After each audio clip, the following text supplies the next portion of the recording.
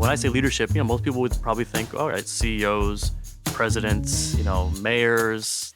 But if you listen to the way we talk about leaders, if you read the news or listen to the media, it's often something along the lines of, we're not getting any leadership from the people in leadership. Leaders are not leading. And so we know intuitively there's something different about what we're trying to describe between the action that we're looking for and the people who are not doing that action. Mm-hmm. And I think if we were more nuanced, a little bit more sophisticated with the use of language, what we would say is that the people in authority, the people with the big jobs, the big titles, the big roles, that those are the people that are not leading. So let's just start by not conflating these ideas of leadership and authority. And that's kind of the starting point for thinking about how do you democratize the act of leadership. So it's not just us looking to people in charge with power, resources, and money to create change, but it's actually something we can do in our own work. This is the Righteous Capitalist Podcast, hosted by Doug Zacker. How we make money matters.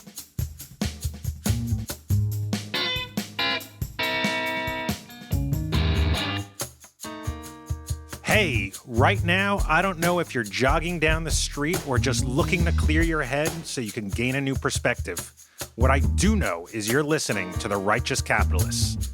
I'm your host, Doug Zacker, and I want to thank you for letting us join you in whatever it is you're doing. Speaking of gaining a new perspective, that's exactly what today's Righteous Capitalist brings to people and organizations all around the world. But before I tell you who it is, I want to let you in on one of the few things I want to accomplish with this podcast. Not just this episode, but the podcast in general. I started The Righteous Capitalists because I know from experience that there are millions of people out there. They're business owners and employees of all types and sizes of companies, and they all know that business should and can be done in a way that brings equitable and fair benefits to every stakeholder. Employees, customers, vendors, owners, the environment, and communities. If you're listening, I'm sure this includes you. I want this podcast to prompt you to work toward that goal. I want it to spark ideas of how you can apply what our guests have done to what you do. I want it to give you the confidence that these are not crazy socialist ideas, but are exactly how capitalism should operate. And lastly, I want it to empower you to speak up in your workplace when you see the opportunity. Now, I know that's easier said than done. Or more specifically, that's easier to do than it is to be successful at. In other words, we can all speak up. We've all had the opportunity and we've all done it. The question is whether or not our ideas make it any further than the conference room. And that's exactly what today's Righteous Capitalist, Eric Martin, Managing Director of Adaptive Change Advisors, does every single day. He empowers regular people to find those leadership opportunities and make the most out of them. Not only is he the founder and managing director of Adaptive Change Advisors, he's also the author of an upcoming book titled Your Leadership Moment, Democratizing Leadership in an Age of Authoritarianism. So welcome. Thanks, Doug. It's great to be here. Great to be here. I got to read the first chapter of your book, which you thankfully sent over to me. And I'm looking at you. You are a balding white guy with a Patagonia sweater on. You would think you grew up well off, but you didn't. You grew up in Detroit, and not the nice suburbs of Detroit, other parts of Detroit. Tell me about it. Yeah. The Patagonia sweater was a big choice this morning for this interview. I'm glad you noticed it. Probably a few origin stories. I think the one that's most alive for me right now, as I sit here with you, is when I actually said to my father, I think I was about 18 years old. My dad was a firefighter, a Detroit firefighter, in a time in Detroit's history where, there was a great need for firefighters. It was the arson capital of the world for a period of time. Something like, I think over Halloween weekend, something like 800 fires in the course of a weekend. So it was a really important job. I think people thought he was a hero, a leader. I said to my father at the age of 18, wondering what am I going to do in life? I said, Dad, I think I want to be a firefighter. And he didn't say anything for a while. And then he said, Eric, I've worked way too hard in my life for you to become a firefighter. Wow. He said, I worked too hard, no firefighting for you. So I thought about it and said, well, Dad, um, you were in the Vietnam War. Maybe I'll go into the Army. Now, I was not an Army kid. You're looking at me now with my Patagonia sweatshirt and my red checkered shirt. And maybe he saw that, and that's what he was responding to. Maybe it wasn't the blood, but he's like, you're not going to survive, kid. So you dressed like this your whole life, is what you're saying. This is a step up for me in a big way. And he said, Eric, I've worked too hard for you to be in the military. He said, it's they're going to spit on you. They're not going to respect you. You're nothing but a number. So I thought about it again, and I said, Dad, maybe I'll be an engineer. I'm from Detroit. Everyone became an engineer that, wanted to make it out. And he didn't say anything. So I thought, well, that's my cue. And so I went into engineering for a while, and then just kind of got frustrated with seeing these really well-designed systems, engineering systems that we had created, not get implemented. And I thought, well, what's wrong with the systems? But there was nothing wrong with them. It was actually the people. And so I kind of got disillusioned being this left brain analytical engineering type, how these things called people got in the way, how this human system got in the way. And so anyway, at the same time, I was talking to my father in high school, but Vince Lametta was my professor for biology. And I said to him, what should I do? I maybe want to become an engineer, or rather a biologist or a chemist or maybe a physicist. And he said, Eric, it really doesn't matter which you choose. He said, if you really want to do good in the world, get the biologists to talk to the chemists, get the chemists to talk to the physicists, and get the physicists to talk to the biologists. Get these experts working together, which happened to be, I think, is the best advice I'd ever gotten. Mm-hmm. And that's what I do right now, is getting these people who are working almost at cross purposes at times, not just in the sciences, but in business and nonprofits and government agencies and communities who are working ostensibly toward the same goal, but doing so in a way that is just totally inefficient and results in a lot of both wasted effort as well as wasted careers. So I think the work of leadership, in my mind, and the work that I do around this thing called adaptive leadership, is the idea of mobilizing people to tackle challenges that have no known or easy answers. Mm-hmm. So we could be talking about corporations trying to make a shift in strategy and not quite knowing exactly how the market's going to evolve, or not being able to collaborate internally, even though they know what the right thing to do is. We could be talking about things like climate change or social inequity. And these are the kinds of problems, we call them adaptive problems, that we work on. What is your business? What I do is mostly working with senior teams. So it could be, XCOM, senior executive teams in corporations. It could be community leaders. It could be people who are trying to lead some significant change and feel stuck. So, to be honest, oftentimes when we get a phone call at Adaptive Change Advisors, where I work, is after the client has tried everything. They've tried solving it themselves. They've tried bringing in the cheap consultants. That hasn't worked. They tried bringing in the big consultants. So you get in the McKinseys and folks like that, and it's still not happening. And they have now a big PowerPoint deck from McKinsey. It's 180 pages long, sitting on a shelf awaiting some kind of implementation by somebody other than them. And so once they've kind of tried everything and they're frustrated, then they call us. And I wish that were different, because I'd rather be up there in the front end. Right. And we get that sometimes, right? They could save a hell of a lot of money by just calling you first. Absolutely, yeah. But, I think it's partly people coming to their wits' ends, saying, gosh, we just don't know what to do anymore. How do they typically get to you? Mostly word of mouth. I think there's been more and more online and, social media. But a lot of the work that I do is working with these diverse stakeholder groups, internally as well as externally, not just with one team or one person. So I think the exposure people get to this way of working and leading kind of intrigues them. For many people, this idea of leadership they've held their entire life gets flipped completely upside down after we work together. Adaptive leadership, you've mentioned it a couple times. That's your thing. It's a leadership model. That's at the crux of what you do. So explain adaptive change in 4 sentences. That's tough. These adaptive changes are kind of moments in our life where we shift our identity as a person, as a team, as a company. A lot of companies, for example, are looking more closely at their mission, be it shifting to a B Corp, as I think you talked about in the previous episode with one of your guests. These kinds of shifts are not just kind of technical things. It's not just a matter of legally signing the papers. You have to shift how you think about your work, how you do your work, how you relate to customers, etc. So these kind of changes we find are the changes that tend to be the most impactful when it comes to different areas of business, different areas of societal change. And so adaptive leadership is a model for doing that. It's a leadership model for helping people create consequential change in their companies, in their societies, in their lives, and doing so through a model of leadership that really is very counter to the traditional or conventional notions of leadership.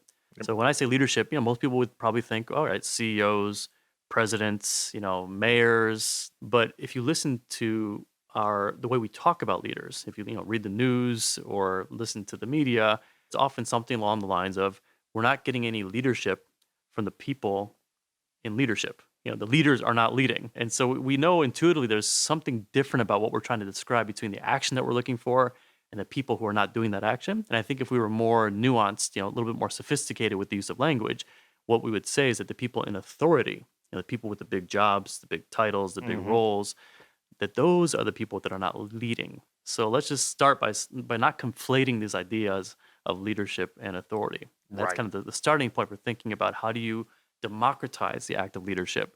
So it's not just us looking to people in charge with power, resources, and money to create change, but it's actually something we can do in our own work. Right. In a work environment, when people constantly refer to leaders. Yeah, drives me nuts. Right. Really, they're referring to your boss, right? Yeah. Your boss's boss, your boss's boss, right? The CEO. They're authority figures. Yeah. All that said, we're not diminishing what authority figures do. Authority figures hold a very important place in society, right? Yeah. What is that place that authority figures hold? That's a great question. I mean, you're an authority figure, right? You're a father. I'm an authority figure. I'm a father. So a parent is an authority figure. A CEO, of course, is an authority figure. A president is an authority figure. And so the head of a department. Right. Anyone who does what we've always, and now I can't even say it, but all the people that we've always referred to as leading people. Yes. Right? The ones who lead people are really authority figures, is what you're saying. And authority is a really important thing, as you were saying. You can't have a family or a society or a department without somebody or some sense of authority. And so there's actually 4 dimensions or 4 functions of authority, and they're really important. So the first function of authority is to provide direction. Right? And direction takes many forms. It could be a strategic plan. It could be, a speech that a CEO gives. It could be an operational plan. Anything that conveys to people, where are we going? That's the first function. The second is providing a sense of order. So order, people tend not to like chaos. People want to know how do we get along together? What's my role if you're working in a company? What's my job description? Where do I sit in the organizational hierarchy? The whole organizational chart thing is all about providing a sense of order and structure. Right. That's an important function of authority. Which makes us feel comfortable, right? We all like structure and exactly. And as a listener to this, to this conversation, I would even begin to think, so where do I get order in my life? Who do I look to in my company to provide me a sense of that kind of continuity, the structure? Also, if conflict emerges, we tend to look to people in authority, and this happens with my 3 kids. Dad, Sammy stole my whatever. They look to me to kind of quell that conflict in some ways. That's an important function of authority as well. Again, very needed. The third function is protection. And this, again, as a parent, you can relate this, but also as a corporate CEO or head of a department, is telling your people, we're safe. Right. If we go in this direction, and if you play your role properly, we'll be safe. And safety could mean psychological safety. It could mean you're gonna have a job, or you're gonna have the resources you need to do your job. There's different ways that we provide safety and protection to people. Yeah. The last one is expertise. Expertise is the simple thing. Do we know what the hell we're doing? And it's actually really hard. I think most of the time we don't. We don't actually have the answer. But people in authority are expected to have that answer. They're expected to know where we're going, expected to have the experience to rely on. And so these functions of direction, order, protection, and expertise are actually the primary services of authority. And without them, it would be complete chaos. The problem with them, of course, is that if you're facing challenges that have no known or easy answers, these big questions around how the company needs to shift, corporate mergers, you could structure that, the financial piece and, the legal piece, we know how to work our way through that. but the merging of cultures, those kinds of big questions, or things like climate change, for example. Right. Who has the answer for that? The problem then becomes when we look to the people in authority for those answers, because they're so conditioned to giving us, if you look at the acronym of those four things I mentioned, the direction, order, protection, it's dope, right? So, and it's the addictive kind of dope, right? We're so addicted, and they're so addicted to giving us that kind of sense of continuity and safety that when we face these tougher challenges, we look to them and in a sense start acting, as I joke oftentimes, more dumb than we actually are. Right. It's, we really just check our intellect at the door. Right. I listened to or watched Marty Linsky's TEDx talk the on Charleston this. one, Yeah, he's a Harvard professor. That's right. Yeah, works on adaptive leadership. Yeah. And he gave what I thought was just a great example of how we conflate authority and leadership. The Giuliani example? And that was right. And that was Giuliani. Yeah, that's my favorite. Maybe I could share that Yeah. here. Yeah, I mean, so I was in New York during 9/11. I was on West 3rd staying with my sister-in-law and my future sister-in-law and brother-in-law. And I remember when that all happened, we don't have to kind of go through all that, but it was really quite traumatic, of course. And I remember when Giuliani came on TV, I think it was on that Saturday, maybe Friday or Saturday. And again, I'll paraphrase, but it was something along the lines of, "Don't worry, we're okay." Right? It's about protection. We'll get the bad guys. And I think at that moment, there was already plans to launch missiles into Afghanistan or wherever it was at the time, which is a form of applying an expertise to a problem that clearly wasn't just about missiles. Right. So don't worry, we'll get the bad guys. Go back to your jobs. Go back to the Broadway. Watch Broadway shows. It'll be okay. So it was the best example of authority, which was so needed. Can you imagine had you gone out there and said, "Oh my gosh, we don't know what's happening. Right. Run for your lives," which, there were probably people that wanted to have that message too. So authority, again, is really important. But it was also the biggest missed opportunity for leadership. And I think we saw maybe a version of what that leadership moment looked like with Bill Maher. Remember Bill Maher? Back he was on HBO, I think, at the time, and he had said something along the lines of, and this kind of is my view too, that somehow American capitalism, American hegemony, American actions in the Middle East, which were mostly about oil, were responsible or contributed to those planes hitting these towers. I know it's a very sensitive thing to say. And what happened to Bill Maher when he said that is he got ripped off the air, right? Now he's since come back. But something like that, something that would have invited us, in Giuliani, he had more authority in that moment, informal authority, than pretty much anyone on the planet other than the Pope, right? And yet he didn't use that moment. In fact, you remember what he did right afterward? He run for Senate? Yeah, he ran for Senate. He tried to extend his term limits. Oh, that's right. I forgot about the term limits. He quashed a police investigation of something or other. And then on top of all that, he wrote a book. And the title of that book, Leadership. So again, this conflation of leadership and authority happens all the time. I hope there are people listening to this whose minds are just blown. All right, so there's authority. We just figured out what the difference is between authority and leadership. Redefined leadership the way most people have thought about it. Most people have been trained to think about it as authority. Right. What the hell's leadership? Yeah. So my favorite definition of leadership at the moment is that leadership is about disrupting or disappointing your own people at a tolerable pace. Disappointing your own people at a tolerable pace. I mean, if you have kids, you know what that feels like to disappoint them. It's this is good for you. Believe me, it's good for you, and they're really disappointed about that.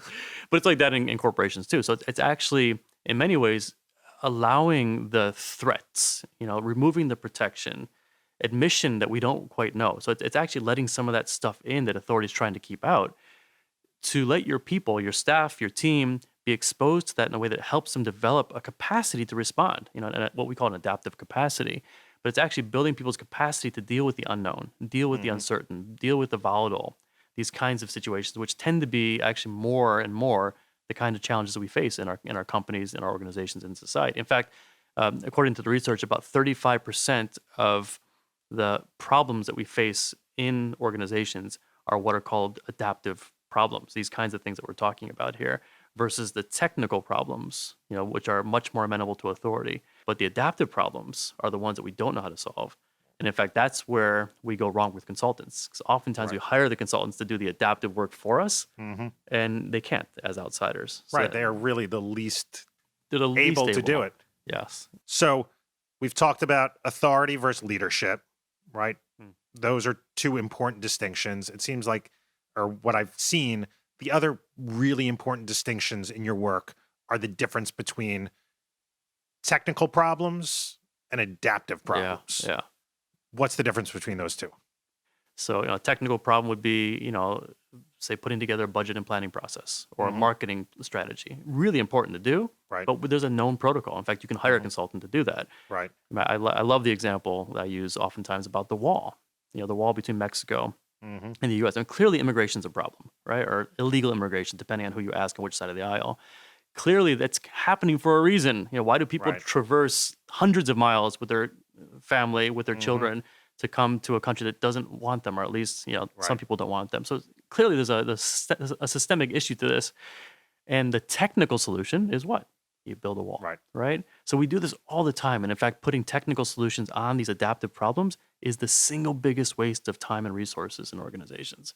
So part of the work of leadership is to avoid the technical work where it's not useful. And that's hard because we all love to solve problems. I'm an engineer. I love making spreadsheets, but there's a time for spreadsheets and there's a time for not.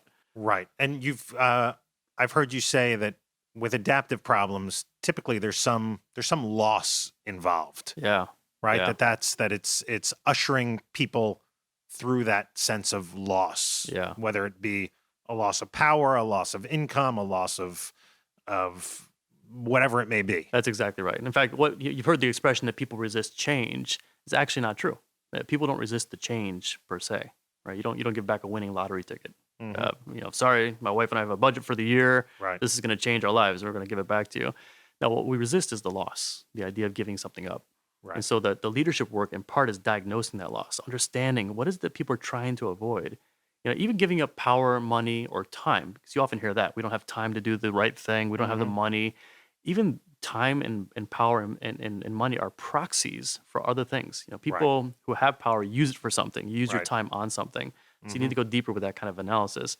Yeah, so the loss piece is really, really a critical part of doing adaptive work. Right. And it happens both at a personal level, at a team level, but even, I think about capitalism. I love the premise for this podcast, righteous capitalism. So what is it about what is the old capitalist model that's dying? How do we actually engage in the process of holding the people who are so committed to that way of being through a period of loss? So this work of leadership also involves hospice. It's actually holding people through a period of decline, both because it's an ethical thing to do, but you also need those people on the other side. So I think there's a shift afoot, in the world, but certainly what you're tapped into here, which is helping this declining system do so gracefully, but also helping the emergence of these other businesses. That's where my work really aligns in spirit as well as in substance with what I think you're doing. Right. What clicked so much when I was reading and watching videos about adaptive leadership, it all of a sudden dawned on me sort of why in my mind, I failed working on corporate responsibility programs at Home Depot. I failed because I thought it was so simple. I failed because I made the business case, right? It's easy to make a business case to be more environmentally friendly. I made the business case for why we should have different programs for employees, different sorts of benefit systems. It's easy, at least for those of us who believe in it and understand it, it's very easy to make the business case for all this. And for the last 20 years, I have always thought it's not that fucking hard, right? Yeah. Here's the business case. It's better business to treat people well. It's better business to treat the environment well. It's better business to treat your customers well. That is, your obvious, business will be better. Duh. Come on. Why can't you people figure this out? Yeah. Like, what's the resistance? And what I've learned really in like the last couple weeks of prepping for this is that it's not that people don't get it. Yeah. It's that they don't want to experience that loss. Absolutely. It's that they don't want to give something up. I mean, I can't tell you how many boardrooms I was in with people who at some point I deemed sort of smarter than me, who just sort of snickered and was like, Doug, we can't do this. And when I think about each one of those people, I now think about everything they would have lost had what I wanted to see done been implemented. Yeah. And I did nothing to sort of usher that loss or to even be considerate of it. I was like, come on, man, we're all here for business. I mean, in some ways, I thought I was contributing to this whole capitalist model. I'm like, listen, we're all here for business, right? This is smarter business. Yeah. And you can imagine, if from their point of view, if what they are hearing is loss, and again, I want to get past the obvious loss of power resource. It's really power for what, resource for what? That's the tougher choice, right? So yeah, if that's what they're hearing is loss, and then you're coming at them even louder with your business case. Now, wait a minute, you didn't hear me the first time. Let me say it again. And here's a bigger chart. Here's a bigger graph. More data, more evidence. And you're just making it worse, right? You're making it worse. So it really does flip how you think about leadership and change on its head. And it's actually quite problematic for me, because I can't not watch pretty much anything on TV nowadays and not see the leadership authority distinction of the technical adaptive distinction. I mean, you watch Star Wars. Right. And if you think, so who is the authority in Star Wars and who is leading in Star Wars? I don't want to give you the answer on that one. You can stew on it. I wish there was a picture of sort of my blank expression right now. I'm like, all right, who is it? So oh, come on, just for shits and giggles. Yoda, come on. He's got to be the ultimate leader. He asks the most quizzical questions, right? Right. He's I mean, anyway, I don't want to get off on that whole rant. But examples are great, right? I mean, examples that we all know and can relate to. Who can't relate to Star Wars? Right. So Yoda's the leader. Yeah. Right? I guess. So you look at what was Luke? It depends. Are we talking about the last episode or the other? Okay. No, I think Luke was. It seems to me he wanted the quick technical solutions. Okay. Right, and that the whole kind of was it Dagobah, the island, the planet that Yoda's the Dagobah on. system. Dagobah system. Right. Yeah, you know more than you let on. Yeah. So that was a great scene where I think Yoda's trying to help him see his own capacity to create this kind of change. And he just wanted the shortcut, right? He wanted, how do you do that? And he was frustrated when he didn't get the quick, easy answer. And with leadership, that's not the case. Right. The best leadership moment, though, of course, in all of Star Wars, I have to say, is when Darth Vader makes the choice. I think it was Return of the Jedi, right? To toss the Emperor down that little tube. Right. Yes, that was a great moment. You can see him struggling. Totally. Torn between these competing priorities, which again happens in business all the time. Right. And it's often about doing the right thing versus the thing that your heart, or the thing your heart wants you to do versus the thing that the authority structure, the hierarchy tells you is the right thing to do. That moment gives me tears every time I watch. But here's the thing. If somebody's in a conference room with the CEO of the company and they're having that moment that Darth Vader's having, right? You're torn. You know what the right thing is to do. You cannot pick the CEO up and toss him out the window. Right? I mean, I guess you could try. Right? What do you, this is it. This is why you're here. So what do you do? Yeah.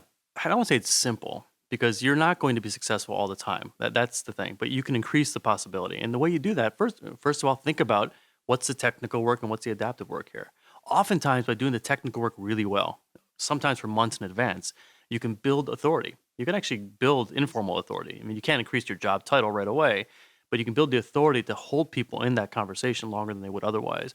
So just being clear about what the technical work is, delivering on that with a high degree of excellence and competence is part of that. Understanding how when you're proposing whatever you're proposing to that CEO, how in some ways you're compromising their authority. If it has an adaptive quality, you're compromising their ability to provide clear direction, clear order and role clarity, clear protection, or to look like experts. So how do you begin to kind of just get into that mindset of understanding where they're coming from, having empathy? Because what I always hear from people in authority, CEOs, ministers, even heads of state in different countries, is once they're there, number one, that it's really lonely. Right. And number two, they can't get anything done because their ability to get things done is through the people who kind of perversely are dependent upon them to have the answers. Right. So they feel oftentimes quite stuck, which is why they pay the big bucks for the McKinseys and others. And then when they can't solve the problem for us, what do? We kick them out and get a new CEO. Right. And then the pattern kind of repeats. You see this happen all the time. So that technical adaptive distinction is helpful. The other thing is to have a sense of kind of the stakeholders. I really love that you really focus on stakeholders. And we have a way of thinking about stakeholder analysis that gets beyond the kind of the obvious. to the underlying drivers of who's in that conversation and how do you need to build allies, partners, how to deal with opposition, how do you deal with the troublemakers in a meeting, those kinds of dynamics that happen in every meeting, every kind of stakeholder engagement process. There's more of a scientific way to think about that that allows you both to not be surprised. Because if you're ever surprised in a meeting, you have not done your diagnostic work. You should never be surprised. Not that it's a bad thing, but it just means you didn't quite do the prep work needed either to build those alliances or understand the issues that are at stake. So the stakeholder mobilization piece around the CEO, they're often the last domino to fall. So I think that's a really critical part.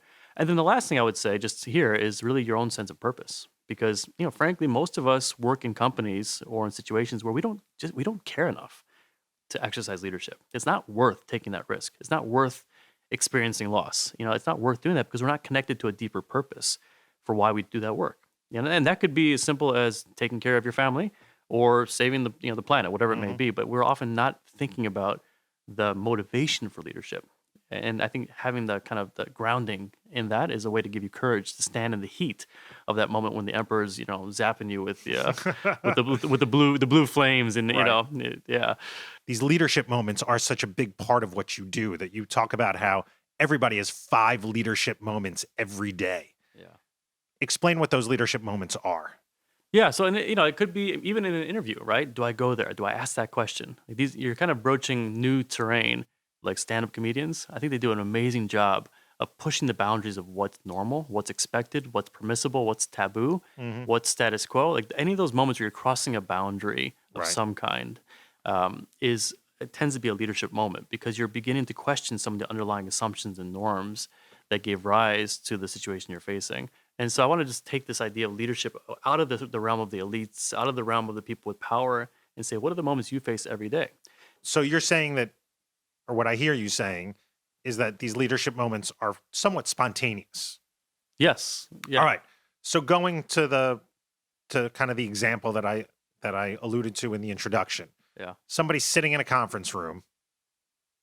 They're doing some planning. They're talking about some issue. And this person sees an opportunity for things to be done in an environmentally better way, in a way that treats employees better, something that kind of betters, that kind of takes a different course, but is better for everyone. What should they do? What I've seen done in those situations is people ask really good questions. So if you have this technical adaptive distinction, you might say something like, well, gee, it seems like we've tried this before. And I remember we did this in this moment, that moment, this moment. So you call attention to the fact that we're actually going down the same old path. So I think we've done this before. Do we really think it's going to work this time around? Or they might say something like, okay, I see the value in doing this technical thing, whatever it may be. But even after we do this, we're going to have this other problem that still remains. How are we going to deal with that? So half the work of leadership is actually focusing attention on the right work. Right. And you have to, again, honor the fact that people are invested in these technical solutions. I think there are bolder things people can do, really taking a stand without getting marginalized. That's the trick. And people who exercise leadership often get marginalized or martyred before they actually are impactful. Right. So I think, one really easy way to engage in that kind of moment is to tell a story. And if you think about people that tell stories, they tend to be able to command attention. And a lot of the business development people I know or fundraisers are good storytellers as well. So that skill set of saying, okay, hey, let me tell you something that happened to me, or let me tell you about so and so that I met, and you begin to tell a story that engages people below the neck, like in their heart and their gut, and that's where leadership work tends to happen. You can get them out of this analytical, kind of rational business case mindset. So that's another technique for how you begin to focus people's attention on this adaptive work. Right. And then how do they take that? Right. So they have this opportunity, this spontaneous moment to be a leader. They have this leadership moment. Yeah. They tell a great story. They get people on board. Everybody in this conference room sounds like a great idea. Yeah. We've all seen great ideas go absolutely nowhere. Yeah. What are some pointers for what they do next? Yeah, there's no shortage of great ideas, right? It's the implementation of these ideas that falls short. I think, first of all, if that happened, that'd be an amazing leadership moment. Like if you told one story and everyone got on board, you're like, I would consider that pretty good as an output. I think the next step is to make an ask always. People will nod their head and say they're with you, but until you actually make an ask of them to get on board, it's really hard to tell. So I'd be thinking strategically again about who are my allies and partners. And by the way, the difference between those two, I should say, is that the allies are the ones who, if you wake up in jail on a Saturday morning, you kind of shake your head and make a phone call, and they'll give you the bail money, like no questions asked. The partners are the ones who wake up in the jail next to you, and they look at you and say, "What the hell happened?" So this distinction between partners and allies is really critical with leadership. And so knowing who are the partners that are with me, that will put some skin in the game. The allies, they want you to be successful. Like they were rah-rah about it in that meeting. It's not their topmost priority. And so you need to understand what their priorities are and how do you help them make that choice to make yours more top of the list than it is. So I think, looking for those allies in particular, making an ask, I would say looking for the opposition. That's another stakeholder group we don't talk about. These are the people who have the most to lose, and we often ignore them because they're a headache. They're trying to sabotage us, undermine us. They're attacking us. Right. And if let's just find people with more power than them who can overrule them. Let's just overrule them. Yeah. And if you need them on the other side, then the question isn't how do we just overpower them, because then they're going to come back with more power later on or sabotage you. Right. But understand what is the loss they're resisting, and can you begin to engage them in that conversation? Which again is why I think it's so important in today's society that we don't demonize the other side, right? Be it red or blue. We need each other to move forward, and the demonization that happens, I think, is part of the problem. It doesn't matter what side you're on. So I think looking for the opposition and understanding how do you move them along is actually a really strategic part of getting this work that you agreed to in that meeting actually implemented. Yeah. And I've heard you talk about these leadership moments, especially in this really charged time that we live in, time of big change when it comes to racial equality, gender equality, that there are these opportunities, right? Because people now feel empowered that if I hear you say something sexist or racist, I get to call you out on it. Yeah. Is that a leadership moment? I think it can be. I think here's the thing. So I think, talking about authority, right? The systems of authority in our country, in our world, are falling apart in some ways. The institutions of authority, I should say. The political institutions, how many of us complain about educational institutions actually not doing the work they should be doing? The institution of marriage, people often now say, I don't really believe in marriage. And so these systems that gave us a sense of direction, of role clarity. So this disorientation we feel, I think all of us feel. Do we trust our political institutions anymore? Do we trust our corporations? Do we trust all these systems of authority that have, for many years, mostly for the dominant culture, but for many years provided some kind of structure? And so I think part of it is calling that out, as you say, but the other part is holding people to the change. So I have a problem, with people who call people out and then kind of leave them lying on the ground, a crying mess. Right. And maybe that's part of the process too sometimes. So it seems like a lot of these leadership moments in many ways are based on passion, right? You're passionate about something. You believe you're right. Who says you're right? Who says that is the way it should be done? If you're sitting, just to play devil's advocate, if you're sitting in that conference room and you have that leadership moment and all these people are, well, you're wrong. Yeah. One of the hard parts of leading change, consequential change, as you're saying, is to be 100% dead committed, like just flat out committed to what you think is right, while being open to the possibility that you're dead wrong. Like that's a really hard balance to hold. A great example came to mind as I was thinking about adaptive leadership and that whole sense of loss that you talked about, and how so many of us look at things as being technical issues when they're really adaptive issues. And I thought about Hillary Clinton and the coal miners. Oh, yeah. That won it for Trump. And I realized in this adaptive leadership way of thinking that I really have to thank you for, that she was talking about how no shit coal is going away. Coal is just going away. Face up to it kind of thing. Right. Right. Look at anything you look at, any evidence historically where we're headed environmentally, coal is going away. Deal with it is essentially what she said. Yeah. What Trump said wasn't right either. He said coal jobs are coming back. Right. So forget about that. Let's not even focus on what he did, but what she didn't do. And what she didn't do was talk to them eloquently and compassionately and empathetically about their loss. Yeah. Right? I mean, Yeah, absolutely. is that looking at it Yeah, and in then the right way? I think, and yes, it makes complete sense, logically, rationally. I liken this. My father was a coal miner in Oklahoma, and so part of our legend and lore growing up was how he worked hard in the coal mines, how his alcoholic father stole his paycheck after working hard in the coal mines, and after the age of 12, he got enough money to pack up his two siblings in a train or whatever it was and came up north to Detroit. Wow. And here we are, right? So that legend, that lore about Grandpa Martin is part of who we are. And so I can put myself a little bit in the shoes of people in West Virginia, and I hear someone saying, "Oh, that grandfather of yours, horrible person, destroyed the planet." Whereas in my mind, he was not just a hero for me, but he powered the American economy with coal for years, right? What about that side of the story? And it doesn't take much for people to feel heard to come along. But it's hard. If you're stuck in that kind of case-making mindset again, it's hard to lose some of that human element of this, which is, as an engineer myself, kind of the journey that I've been on from the case-making, analytical, rational side of my brain, the left side, to the right side of the brain, which is the more creative page. That's like a 3-inch journey, I think, from left to right, but it's taking like 30 years to get there. Right. So I think that's a bit of what we're talking about here. Right. And it's everywhere. It's everywhere, yeah. Right. And that's interesting. So you're saying we all think, anyone listening to this podcast who believes in, what the podcast is about, right? We think humanistically. We want better things for people and for the planet, and we want to see those better things happen through business. But again, we can't reiterate this enough. What about the other people? What about the people who are going to lose something as a result? Something else that came to mind is, if you decide that you want to source your products more environmentally, good chance this means you have to switch vendors. Right. So you could be the purchaser for some giant company.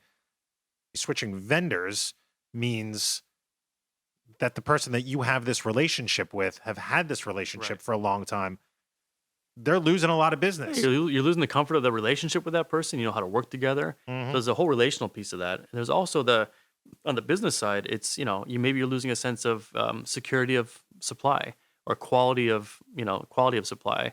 These are real concerns that we often overlook if we're trying to make the case for change. Right. And so how do we then help them have a little bit more of a buffer with their team or with their KPIs that they're being held accountable to, that there might be some slippage, right? And hold them to a slightly lesser standard for a period of 1 or 2 quarters while they make that shift. These are, again, very practical considerations that we overlook. But I do think, just on the topic of sustainability, I'm really interested in this question of what the heck are we trying to sustain? There's so many. Is this what we're trying to sustain? You look at what's happening. The Amazon is burning, and the growing gap between rich and poor. Is this what we're trying to sustain? Because I don't think that's what it's about. But we're not having that conversation as much. So I think even sustainability, as a field itself, is one of those systems that it's actually in a state of metamorphosis, decline and kind of reemergence, which around things like regenerative ways of thinking. But it's not a bad thing that we are where we are, which is having gotten very skilled at making the business case. We know that sustainability is good for the bottom line. There's no question about that, as well as for people and for planet. But what we've lost, I think, which we're regaining now, is actually where it started, which is doing it for the right reasons. Right. Like not just saving the Amazon because there's some utilitarian benefit to us in terms of supply chains or what have you, but because it's actually the right thing to do. It's a beautiful place. Like I've been there. I want to save that place because it deserves to be saved, not just because it has some benefit to us. And so I think that's a place where, if you look at like the divide between left and right, red and blue, corporate and NGO, to me the way to unlock that conflict is to look at the things that they don't talk about but they secretly agree on. Is to look at the assumptions and the questions they're not asking that they actually agree on. So this idea of the centricity of humans to this whole equation. Right. We save it because it's good for us, or it's good for business, or good for profit. That putting people at the center is something we agree on. Actually, we don't talk about that. That maybe is part of the problem. So I think there's a shift in sustainability, which is quite exciting. And I just want to wrap things up. I've asked all of my guests so far about this cultural shift that we need to have. Putting it in the context of what you and I have been talking about, this cultural shift really has to do with adaptation, right? Getting from a place where it's capitalism is about how much money I can make for owners and shareholders, to a place where capitalism is about how do we spread the benefits equitably? Yeah. How do we get from one place to the other? Yeah. I think first and foremost, recognizing the role that capitalism has played in a very useful way. Again, most change is actually conservative. That's the good news. Most things actually don't change in a change process. We talk about transformation and get excited about transformation. About 95% of things don't change. So this new system we're moving toward may look very much like it's looking now. But that 5% that we need to give up is where it's kind of the difference between a caterpillar and a butterfly. It's only 5%. So how do we identify that part that actually is not working? I think what has been working really well, there's a lot that's worked well, but capitalism has been fairly efficient at matching people's needs, with service providers, with products. The problem has been, of course, that we are now completely reliant upon capitalism for doing that. It's rare nowadays to actually have people give you something free of charge. We used to take care of each other's children free of charge in the neighborhood. Now we have to pay people for that. So everything's been monetized by capitalism. And of course that makes sense because of the way money is created, right? The monetary system creates interest-bearing debt. That's how money gets originated. So then you have to actually continue to grow the economy to pay back that debt. There's always more debt than there is money. Right. And so the part that's not working, of course, is the monetization of everything. Even we're monetizing our DNA, right? We're monetizing our culture in the form of intellectual property. But this idea that anything that's worth giving and receiving to each other has to be turned into money first before we can exchange it is a big part of the problem. So I want to reclaim some of that. To me, the broader thing there is trying to reclaim the spirit of the gift. Right. Not in an altruistic way necessarily, but in a way to actually find different vehicles for us to give and receive, what we're doing. And I don't want to be pandering here, but like this podcast, like it's such a beautifully produced thing that you're doing with a lot of passion and care, and dare I say love, probably more than you need to give it. And yet you're doing it, right? And so I think that's a spirit that I think, each one of us wants to work in. And when you're in that place of doing what you love with people that you love, be it at work or at home or in your community, then I think you can begin to shift this way we think about capitalism and transactional relationships in deeper and very personal ways. So yeah, I think it's these personal choices, and there's again those are moments we can all choose every single day. The easy thing is to use money to do that, right? For sure. Yeah. Anything we haven't hit upon? I guess the question for the listeners, we've been talking about loss, right? Is what is a listener, and I'm asking myself this too in this conversation, but what would you be willing to give up in the service of what you care deeply about? Like what's worth taking a risk for in the service of what I would call leadership? And let me share one quick example. This guy Vimal in India, and there was a leadership workshop he had held in India with all these people. Most had zero money at all. They had to borrow money to get, in some cases, 78 hours round trip by train to go to and from for a 2-day workshop. And at the end, he said to them, if you want to contribute to the hotel costs, it was like $3 per person for a week. It was really cheap by our standards. Feel free, of course. We'll take your donations. But then he said, and if you don't have enough money to get home, let me know. We'll make sure you have enough money to get home. So like with one hand, he's taking, with another hand, he's giving probably more than he's even receiving. And as a Westerner, it was so disorienting. Like, what's happening here? Like, who's giving, who's receiving? And then strange Jedi mind trick. And then it hit me. This is the magic of the movement. Like, this is the magic of leadership. You're disoriented because it's much more about us taking care of each other, that we're all in this together, than it is about the role that money and capitalism, again, as a proxy for this money.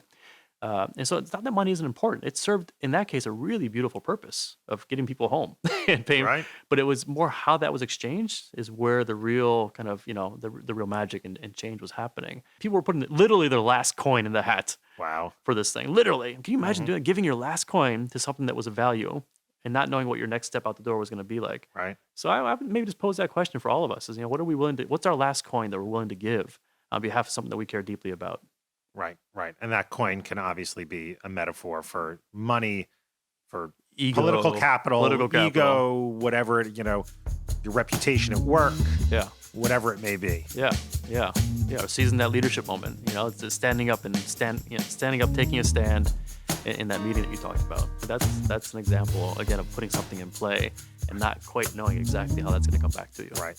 I cannot thank you enough for being here. This whole concept of adaptive change has been really mind expanding for me, and I hope it has for our listeners as well. So, Eric, I cannot thank you. Oh, thanks, Doug. It's been a real pleasure. It's obvious why Eric travels around the world, spending many days at a time, integrating people into these ideas of technical versus adaptive problems and of adaptive change and adaptive leadership. Eric and I just skim the surface, albeit a very enlightening surface. I hope you find this framework to be as immediately relevant as I do. Then again, I just listened to it 3 times during the editing process. I just want to point out 2 things that I think we can all do moving forward. First is to really take to heart this profound difference that Eric discussed between authority and leadership. If you don't quite remember, I urge you to go back and listen. I think this is so important because appreciating this difference creates a void of leadership in most rooms and opens the door for you to fill that void by seizing upon moments that can result in real change. These are the leadership moments we discussed. But seeing this difference between leadership and authority also means we're acknowledging and accounting for the needs of whatever authority is affected by the change you want to lead. And the second thing we can do moving forward, and it's related to that last part I just discussed about helping people who are affected by change. The second thing we can do is to help people through whatever it is they're losing as our culture, society, economy, and politics change. Even if it was unjust or unfair for them to have whatever it is they're losing in the first place, doesn't mean we can't acknowledge or help them through that loss. I know it's easy to just want to kick them to the curb, but in helping them through their loss, they are far more likely to become an ally moving forward, and perhaps they may even become a partner sitting in the jail cell next to you. And regardless of where you're implementing any of this, be it at a large company, small company, startup, or even within your own family, don't forget to tell a good story. The Righteous Capitalist has production support from Julie Burstein. The voice you hear that is neither me nor my guest is Deborah Goldstein. Our sound quality is brought to you by John Malillo, and our music was written by the one and only Ron Carney. Thank you for listening and for taking this journey with us. This has been the Righteous Capitalist Podcast with Doug Zacker. To learn more, suggest a Righteous Capitalist for the show, or to subscribe, visit us at therighteouscapitalists.com or find us on all social media platforms with the handle Doug Zacker, the Righteous Capitalist Podcast, how we make money matters.